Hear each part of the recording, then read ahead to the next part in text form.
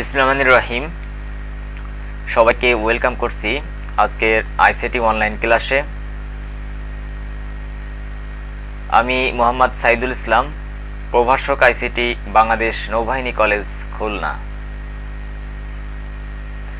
তো সুপ্রিয় শিক্ষার্থীরা, তোমরা আশা করি সকলে সুস্থ আছো, ভালো আছো, নিরাপদে আছো।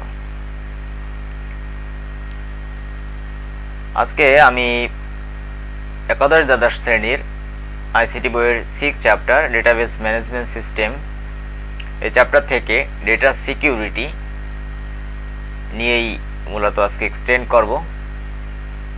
তো তোমরা শেষ পর্যন্ত দেখতে থাকো। আসলে আমরা ডেটা সিকিউরিটি যদি আলোচনা করতে যাই, ফার্স্টে এর একটু সিম্পল একটা ডেফিনেশনটা আমাদেরকে জানতে হবে। তোমরা নিশ্চয়ই তোমাদের দেখো একটা স্লাইড কিন্তু তোমরা ডিসপ্লেতে দেখতে পাচ্ছ। তো এটি হচ্ছে অনাকাঙ্ক্ষিত ব্যক্তির হাত থেকে ডেটাকে মুক্ত রাখার পদ্ধতিকে বলা হয় ডেটা সিকিউরিটি।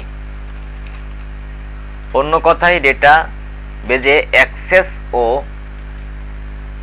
নিয়ন্ত্রণ করাই হলো ডেটা সিকিউরিটি। তার মানে কি দাঁড়াচ্ছে, যে তুমি যাকে অনুমোদন দাও নাই, তোমার তথ্যের অনুমোদনের একটা ব্যাপার রয়েছে।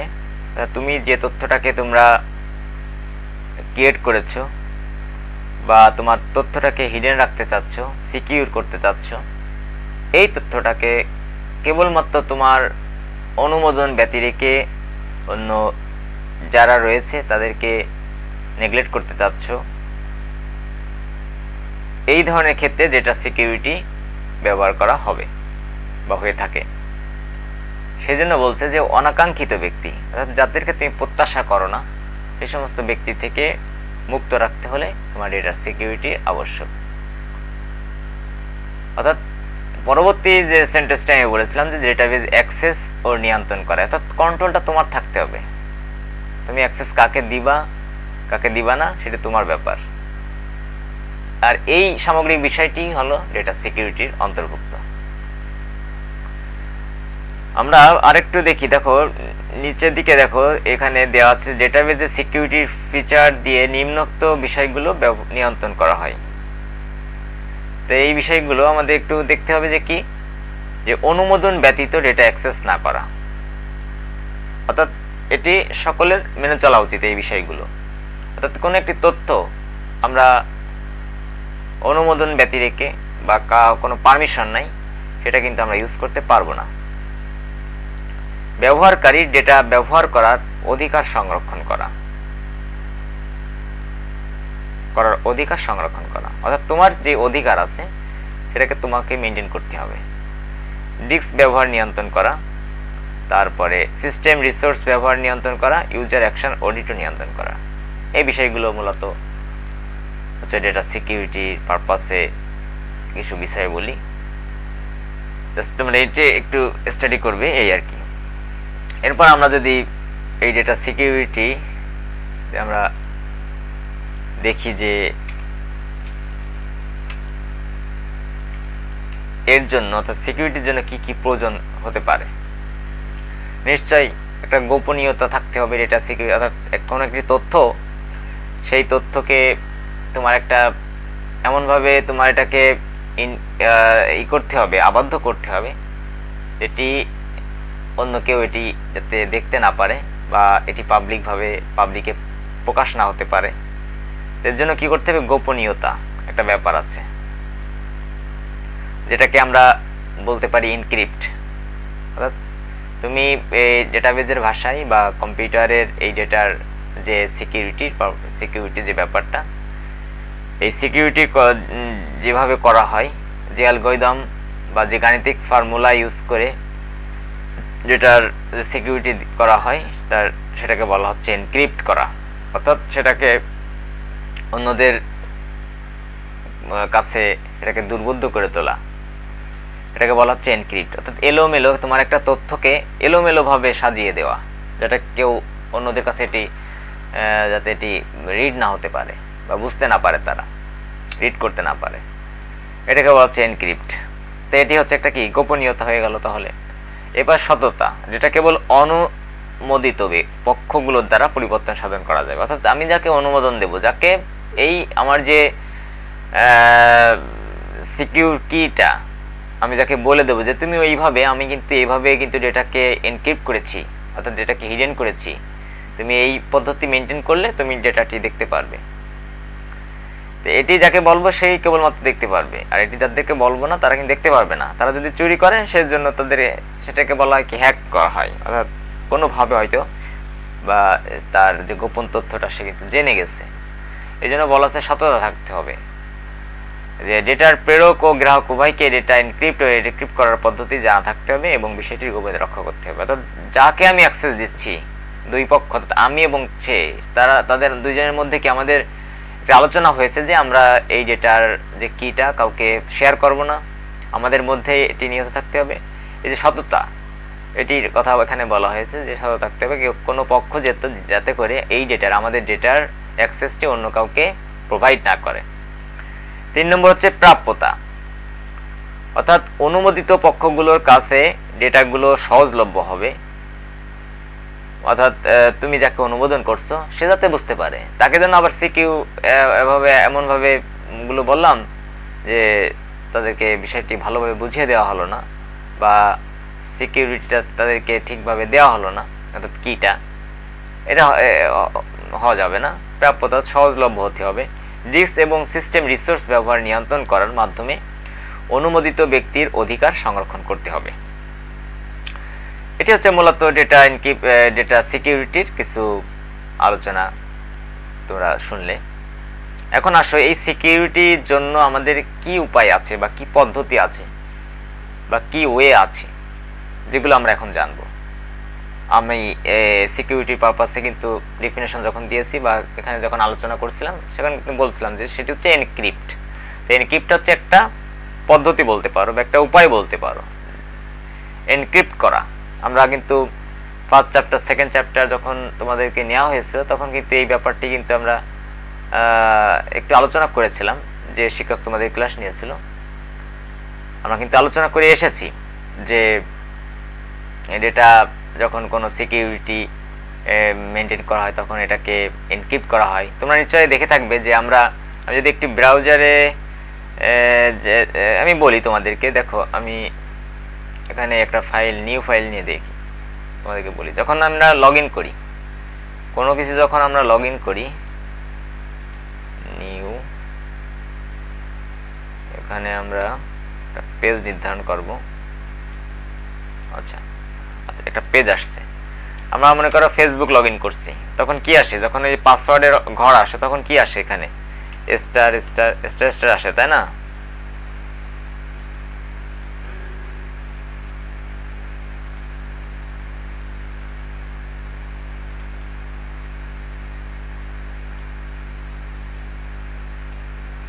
আচ্ছা, যাই হোক, এখানে কি আসে? স্টার স্টার দিয়ে লেখাগুলো আসে। এভাবে কিন্তু আমাদের পাসওয়ার্ডটা যখন দিই তখন কিন্তু স্টার স্টার দেওয়া দেখায়, যাতে করে আমার পাশে যদি কেউ থাকে সে যাতে আমি যখন পাসওয়ার্ড, আমার নিজস্ব পাসওয়ার্ড দিচ্ছি, সে দেখে যেন বুঝতে না পারে। এই জিনিসটা হচ্ছে সঙ্গে তোমরা বলতে পারো যে এনক্রিপ্ট, অর্থাৎ লেখাটি অন্যের কাছে দুর্বোধ্য হয়ে যাওয়া, যাতে করে সে বুঝতে না পারে। এটি হচ্ছে একটা এনক্রিপ্ট পদ্ধতি। আর একটা কি হতে পারে, যে তুমি মনে করো একটা ইনফরমেশন, এই যে মনে করো তোমার একটা তথ্য, এটা হচ্ছে তোমার একটা তথ্য, ইনফরমেশন। তোমাদেরকে একটা এক্সাম্পল দিই, যে এই ইনফরমেশনটা, এই যে ইনফরমেশন, শুধুমাত্র ইনফরমেশন,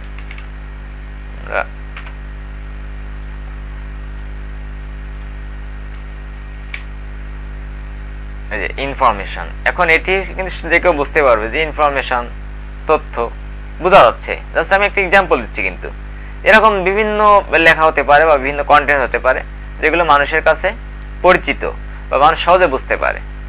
এখন কি হবে, যে এই মনে করে আমার একটা গুরুত্বপূর্ণ তথ্য যেটা আমার প্রকাশ করতে চাচ্ছি না পাবলিকের কাছে, যাতে করে এটাকে যাকে কেবলমাত্র আমি অনুমোদন দেবো সে কেবলমাত্র বুঝতে পারবে। তাই কি করবো, আমি একটা কি নির্ধারণ করে দেবো, অর্থাৎ এটিকে এমন একটি কির মাধ্যমে এনক্রিপ্ট করবো, অর্থাৎ এলোমেলো করে দেবো যাতে কেউ বুঝতে পারবে না। অর্থাৎ আমি কি করে দিলাম যে ইনফরমেশনের প্রত্যেকটি যে লেটার রয়েছে এই লেটারের ঠিক 3 ঘর আগে অথবা 2 ঘর আগে বা পরে আমরা একটা কি নির্ধারণ করে দেবো যে অমুক প্রত্যেকটি বর্ণ বা লেটার অমুক বর্ণ বা লেটার দ্বারা এটিকে কি করা হবে, পরিবর্তন করা হবে, ইন্টারচেঞ্জ করা হবে, ঠিক আছে, রিপ্লেস করা হবে, ঠিক আছে। তাহলে কি হতে পারে যে এই ইনফরমেশন আমি যদি 2 ঘর যদি করে দেওয়া হয়, অর্থাৎ 2 ঘর পরে আমি এই ইনফরমেশন কথাটাকে আমি যদি একটু লিখে এটাকে যদি ইনক্রিপ্ট করতে চাই তাহলে কি করতে হবে, কে, অর্থাৎ আই এর পর 2 ঘর, তাহলে 3 নম্বর আই জে কে, তাহলে আই থেকে শুরু করলে 3 নম্বর কি হচ্ছে, কে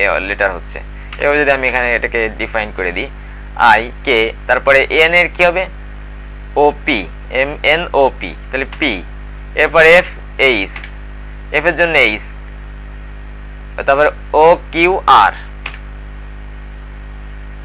না এখানেও কি হবে পি, এরপর হচ্ছে আর টি, এরপর হচ্ছে ও, এবার এর জন্য কি হবে সি, টির জন্য ভি, আই এর জন্য কে, কিউ, পি। তাহলে কি হচ্ছে যে ইনফরমেশন কথাটা আমি 3 নম্বর কি সেট করার কারণে এটি কিন্তু অন্যদের কাছে এটা কিন্তু একটা লেখা দেখে কিন্তু তারা বুঝতে পারে, রিড করতে পারবে না, তাই নাকি? ব্যাপারটি তো তাই দাঁড়াচ্ছে। তাই আমি কি করলাম যে 3 নম্বর একটি কি সেট করে দিলাম, অর্থাৎ এই যে লেখাটি সেই লেখার অর্থাৎ প্রত্যেকটি লেটারের পরের ঠিক 3 নম্বর যে স্টেপ, অর্থাৎ এই লেখাটি থেকে শুরু করে 3 নম্বর আই জে কে প্রত্যেকটি যে লেটার রয়েছে তার ঠিক 3 নম্বর, তার থেকে যখন 3 নম্বর যে লেটারটি সেটি কিন্তু আমরা যদি করি তাহলে কিন্তু এই লেখাটি চলে আসে। তাহলে এটি কিন্তু আমরা কাউকে বলি নাই, শুধুমাত্র যাকে আমি অনুমোদন দেব তাকে জানিয়ে দিলাম যে এটির কি হচ্ছে 3 নম্বর বা 3 হচ্ছে আমার যে তথ্য তার কি, এরকম একটি আমি তাদের সাথে আলোচনা করে নির্ধারণ করে দিলাম, এবং এটি হচ্ছে এনক্রিপশন। আশা করি তোমরা একটু ক্লিয়ার হয়েছে ব্যাপারটি। আমরা আবারও ফিরে আসি এবং আমি তারপরে কি করবে, যার কাছে আমি এই তথ্যটি পাঠিয়ে দেব, আমি আর একটু তোমাদের ক্লিয়ার করি শেষ না করে, সে কি করবে আবার, সে কিন্তু আমি তাকে কিন্তু আমি বলে দিয়েছি যে 3 নম্বর কি, অর্থাৎ এই লেখার 3 নম্বর কি দিয়ে আমি এটাকে এনক্রিপ্ট করেছি, তুমি ঠিক 3 নম্বর কি অর্থাৎ এর থেকে তাহলে পিছনে চলে আসবে 3 নম্বর কিতে এটাকে ডিক্রিপ্ট করবে। ডিক্রিপ্ট বলতে বোঝাচ্ছে যে আমার যে লেখাটি তথ্যটা ছিল সেই তথ্যটাকে পুনরায় ফিরিয়ে আনতে হলে যে কাজটি করা হয় সেটাকে বলা হচ্ছে ডিক্রিপ্ট করা। এখন আমরা দেখি যে এই আমি যেটা বলছিলাম যে এনক্রিপশনের কথা বলছিলাম যে কি উপায়, তাই না? এনক্রিপশনটা কি অনুমোদিত ব্যক্তি বা প্রতিষ্ঠানের ব্যবহার থেকে ডেটাকে নিরাপদ রাখার জন্য যে পদ্ধতিতে ডেটা ভেঙে এলোমেলো করা হয় তাকে ডেটা এনক্রিপশন বলা হয়। যেমনটি আমি তোমাদেরকে একটু আগে বুঝালাম, এই যে এই লেখাটিকে ইনফরমেশন লেখাটিকে আমি ভেঙে কি করলাম, এলোমেলো করে দিলাম যাতে করে অন্যদের বুঝতে অসুবিধা হবে। এলোমেলো হয়ে গেল না, K P H P T ও কেউ বুঝবে, লেখা দেখে কেউ বুঝবে না, সেই কথাটি এখানে কিন্তু এরা ডেফিনিশন আকারে এরা কিন্তু এখানে প্রোভাইড করেছে।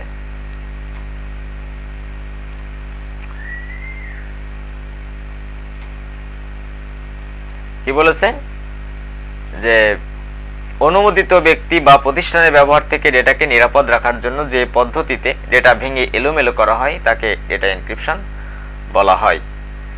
এবং এখানে দেখো আমি যদি একটু বড় করি তোমাদের জন্য সুবিধা হবে, ফার্স্টে কি যে তথ্যটি সেটি কিন্তু প্লেন টেক্সট, যে তথ্যটি মেইন যে তথ্য বা টেক্সটটি কন্টেন্টটি সেটিকে বলা হচ্ছে প্লেন টেক্সট। এটিকে যখন এলোমেলো করা হচ্ছে সেটিকে বলা হচ্ছে এনক্রিপ্ট। এবং এই এনক্রিপ্ট যখন করা হচ্ছে তখন কি হচ্ছে, এলোমেলো হয়ে যাচ্ছে, এবং এলোমেলো এই যে লেখাটি সেটিকে বলা হচ্ছে সাইফার টেক্সট।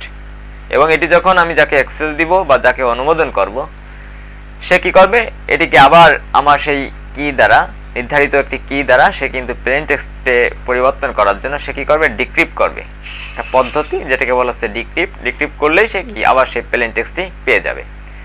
এটি হচ্ছে এনক্রিপশন। আমরা এই এনক্রিপশনের কিছু ভাগ রয়েছে, অর্থাৎ তুমি কি উপায়ে এনক্রিপশন করতে পারো সেই ব্যাপারটি আমরা এখন দেখব।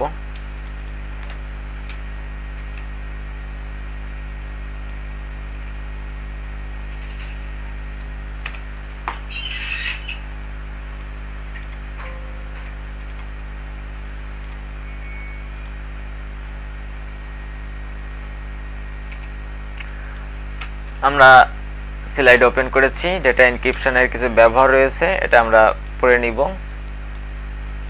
এবার আমরা যেটা বলছিলাম যে কিছু ভাগ রয়েছে, দুই ধরনের এনক্রিপশন রয়েছে, একটা হচ্ছে সিমেট্রিক এনক্রিপশন আর একটা হচ্ছে অ্যাসিমেট্রিক এনক্রিপশন।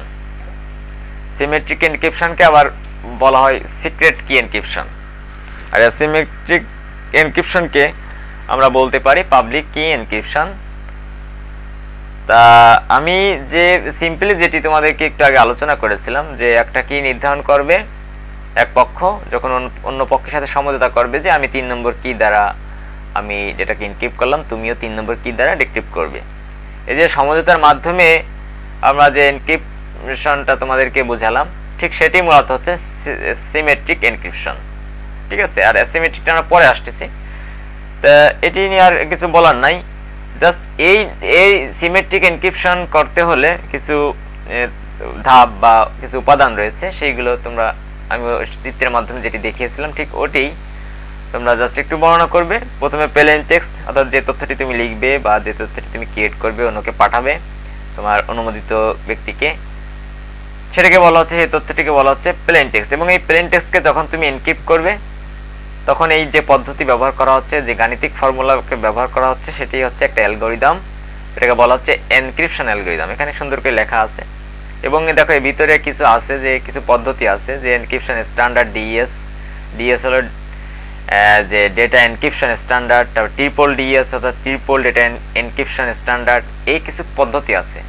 এই পদ্ধতিগুলো ব্যবহৃত হয়ে থাকে এই তথ্যগুলোকে এনক্রিপ্ট করতে, ঠিক আছে। এইগুলো জাস্ট এখানে লিখে দিয়েছে, হ্যাঁ, এগুলো জাস্ট জানিয়ে রাখবা যে কিছু পদ্ধতি অনুসরণ করা হয় এই এনক্রিপ্ট করার জন্য।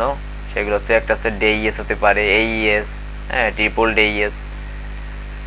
এরপরে এটা কি হচ্ছে, সিক্রেট কি নির্ধারণ করা হচ্ছে, অর্থাৎ যে কির মাধ্যমে এটাকে আমরা ডিক্রিপ্ট করতে পারবো, অর্থাৎ প্লেন টেক্সটে রূপান্তর করবো সেটিকে। এরপর হচ্ছে কি সাইফার টেক্সট। সাইফার টেক্সট ওই কির মাধ্যমে যখনই আমি এটাকে করতেছি, অর্থাৎ এলোমেলো করে দিচ্ছি অন্যের জন্য, অন্য যাতে বুঝতে না পারে, একটা দুর্বোধ্য একটা ভাষায় পরিণত করতেছি, তখন সেটাকে কি বলা হচ্ছে, সাইফার টেক্সট। এরপর এটাকে আবার কি করা হচ্ছে, যখন এটাকে যখন ডিক্রিপ্ট করবো, অর্থাৎ আবার নতুন অবস্থা, তো আগের অবস্থায় মেইন যে ফরম্যাটটা ছিল যে প্লেন টেক্সট, সেটাকে ফিরে আনতে হলে আবার যে অ্যালগরিদমটা দরকার হচ্ছে সেটাকে বলা হচ্ছে ডিক্রিপশন অ্যালগরিদম, ঠিক আছে। অর্থাৎ গাণিতিক ফর্মুলা ইউজ করে এই একটা প্রোগ্রাম তৈরি করা হয়, যার মাধ্যমে আমরা কি পেয়ে যাব, প্লেন টেক্সটে পেয়ে যাব। এবং সেটি গাণিতিক একটা ফর্মুলা যা কি করা হয়, সাইফার টেক্সটকে প্লেন টেক্সটে রূপান্তরিত করে, ঠিক আছে। এই ছিল তোমার সিমেট্রিক এনক্রিপশনের কিছু আলোচনা। আমরা এখন দেখব যে অ্যাসিমেট্রিক এনক্রিপশন নিয়ে আমরা কথা বলবো।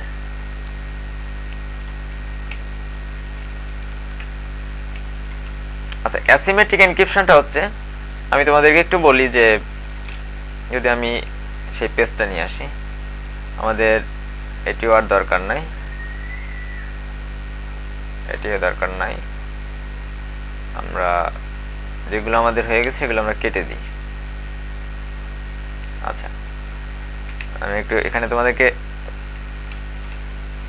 মনে করো দুই পক্ষ, বাংলাদেশের এনএসআই আর মনে করো ইন্ডিয়ার গোয়েন্দা সংস্থা, কি জানো ওটা, এফবিআই, যাই হোক, দুই কোনো গোয়েন্দা সংস্থা।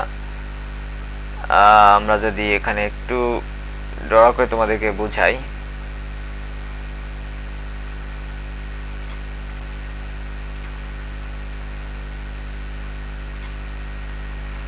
তো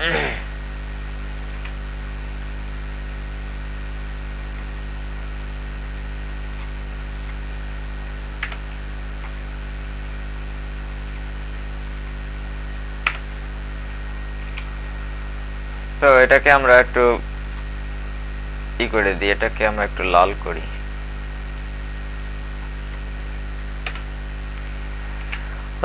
এটি হচ্ছে তোমার বাংলাদেশ, আর এটি হচ্ছে তোমার ইন্ডিয়া।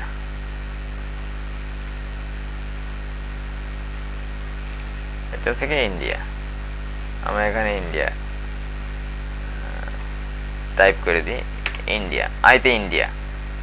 হ্যাঁ, তো বাংলাদেশ থেকে যখন আমি তথ্য ইন্ডিয়ায় অ্যাক্সেস দিব, অর্থাৎ তারা আমার প্রতিবেশী দেশ, তাদেরকে আমি অ্যাক্সেস দিলাম যে আমরা আমাদের একটি তথ্য প্রোভাইড করছি যাতে অন্য কোনো রাষ্ট্র বা দেশ এটা জানতে না পারে।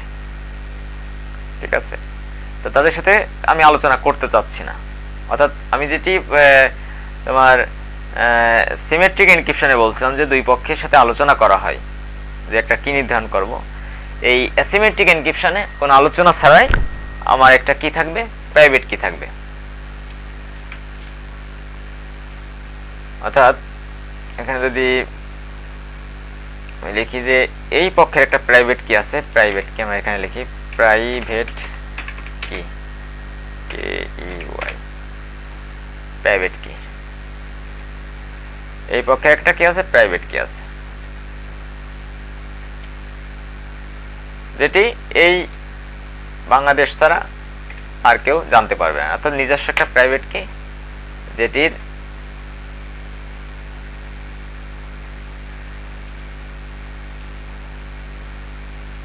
আমরা এখানে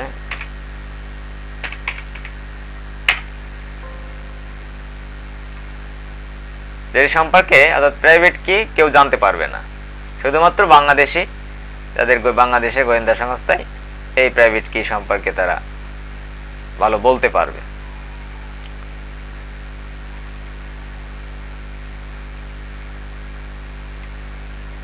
ঠিক আছে, এবং একটি থাকে পাবলিক কি।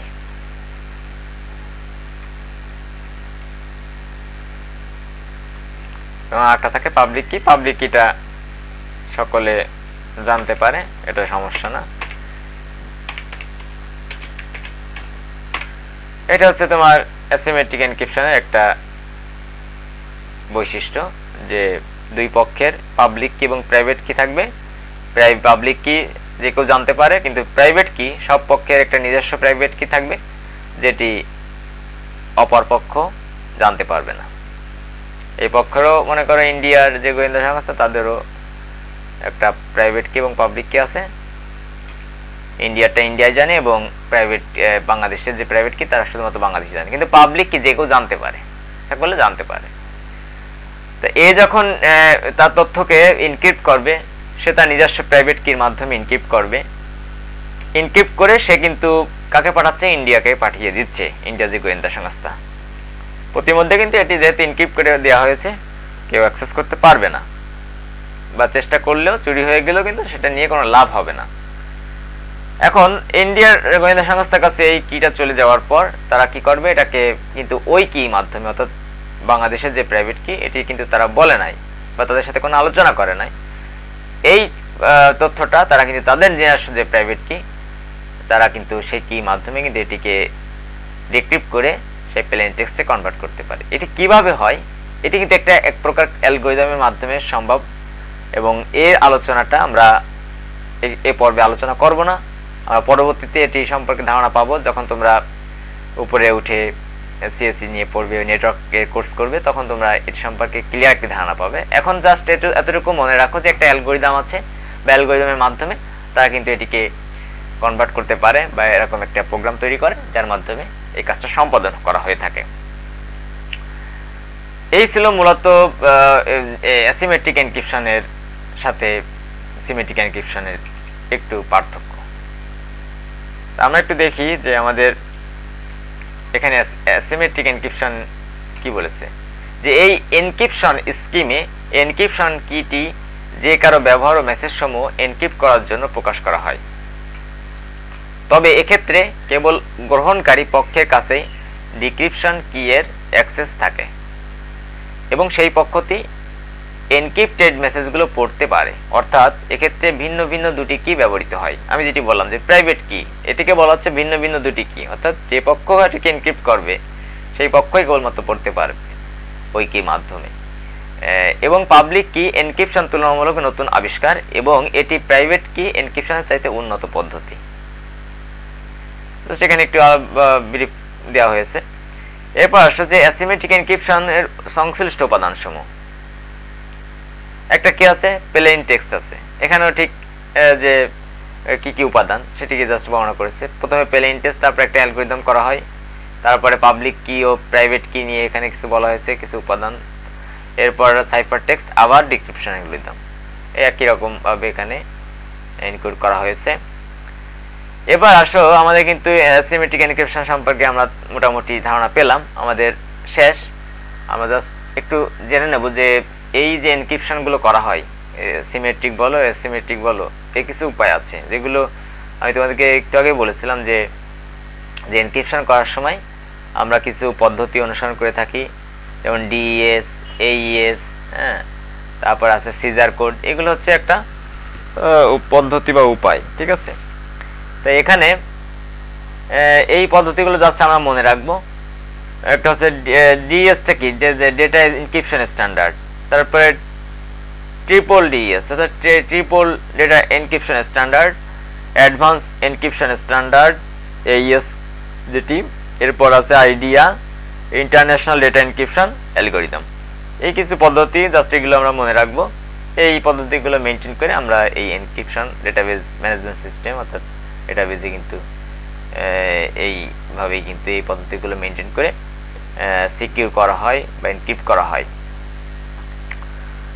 তো ঠিক আছে, আশা করি তোমরা আজকের এই ক্লাসটি ক্লিয়ার হয়েছে তোমাদের কাছে। তো তোমরা এভাবে কন্টিনিউ করবে। আমাদের ডেটাবেজের যে 6 চ্যাপ্টার আজকের এই ক্লাসের মাধ্যমে আমরা শেষ করলাম আমাদের সিলেবাস অনুযায়ী।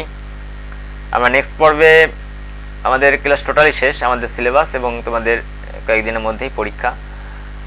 আর আমি যেটি বলছি যে নেক্সটে আমাদের একটা রিভিশন রয়েছে, অর্থাৎ আমরা যে 5th চ্যাপ্টার রয়েছে, 5th চ্যাপ্টারের কিছু রিভিশন হবে, প্রোগ্রাম আমরা করব।